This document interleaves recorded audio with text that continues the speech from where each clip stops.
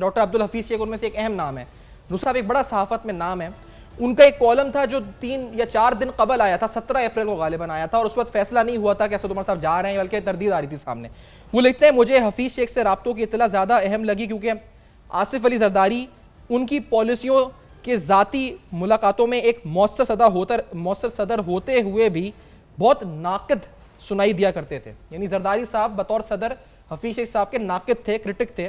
Peoples party के chairman को गिला रहा कि उनका वजीर खजाना हर मामले को टेक्नोक्रेट की निगाह से देखता है, IMF और वर्ल्ड बैंक की तजावीज़ को गौर से सुनता है, यह हकीकत याद नहीं रखता कि दोनों की मोहताज सियासी हुकूमतों को माशी पॉलिसियां बनाते हुए चंद समझौते करना होते हैं।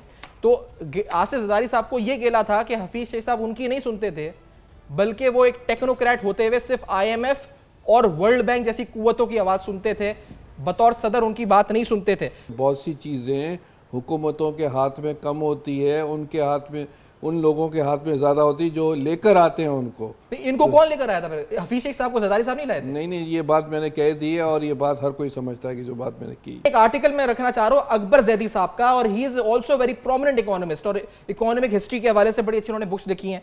ये आर्टिकल 21 फरवरी 2013 को पब्लिश हुआ था, जब ये सुनने में आ रहा था कि हफीज शेख साहब को केयर टेकर प्राइम मिनिस्टर बनाने वाले हैं। वो लिखते हैं, the economy has not performed well, ये 2013 में लिखते हैं, at all on his watch, and numerous articles in the press have revealed the inefficiency of his ministry over the last 2 years. And if the IMF wants him as well as some journalists have argued, one wonders why this would be the case. The IMF program which he was responsible for undertaking failed miserably precisely because Dr. Hafeez Sheikh was not able to take the political elected class along with him.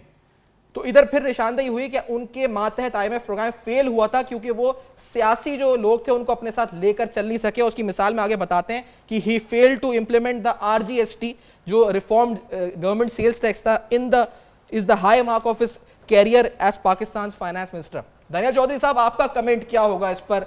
Akbar Zaidi साहब ये लिख रहे हैं, नुसरत जावेद साहब लिखते हैं जरदारी साहब की बनती नहीं थी, अब क्या होगा फिर ये दानिया चौधरी साहब?